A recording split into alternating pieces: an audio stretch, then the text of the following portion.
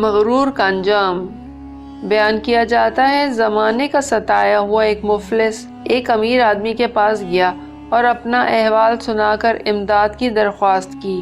امیر آدمی مال و دولت ضرور رکھتا تھا لیکن دولت اخلاق سے محروم تھا۔ اس نے سائل کو خوب ڈانٹا اور غلاموں کو حکم دیا کہ دھکے دے کر باہر نکال دو۔ غیور خدا کو اس بدخلق امیر کی یہ حرکت کچھ ایسی ناگوار گزری کہ اس نے اس کی تقدیر کا پاسا پلٹ دیا۔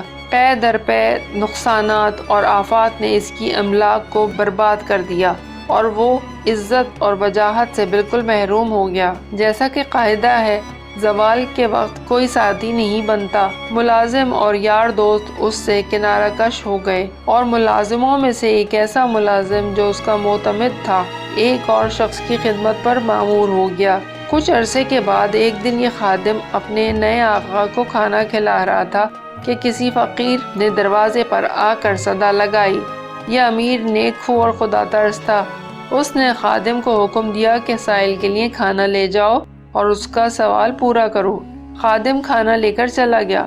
جب واپس لوٹا تو غم سے نڈھال تھا۔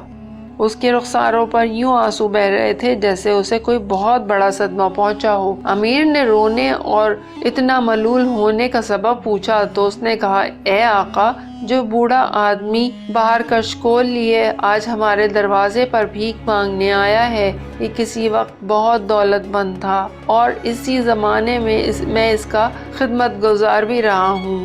آج اس کی ایسی خراب حالت دیکھ کر میرا دل بے چین ہو گیا ہے۔ امیر آدمی نے خادم کی یہ بات سن کر کہا، تو نے اسے تو پہچان لیا لیکن مجھے بھی تو پہچان، میری طرف دیکھ، میں وہی سائل ہوں جو ایک دن تیرے پہلے آقا کے پاس آیا تھا۔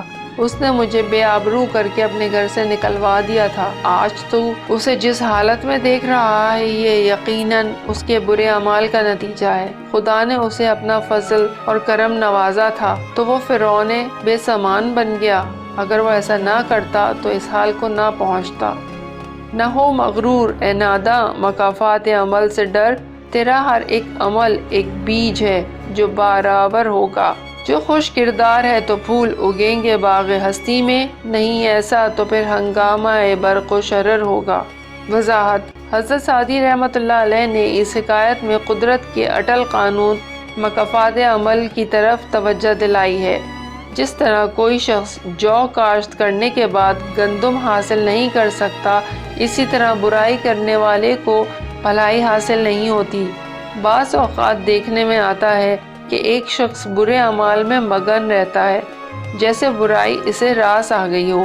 کبھی یہ ہوتا ہے کہ برے کی رسی دراز کی جاتی ہے اور وقت آنے پر اسے اگلے پچھلے سارے گناہوں کی سزا دی جاتی ہے، اور کبھی ایسے آدمی کی حیثیت جلاد کی ہوتی ہے، اسے اس سے بڑے مجرموں کو سزا دینے پر مقرر کیا جاتا ہے۔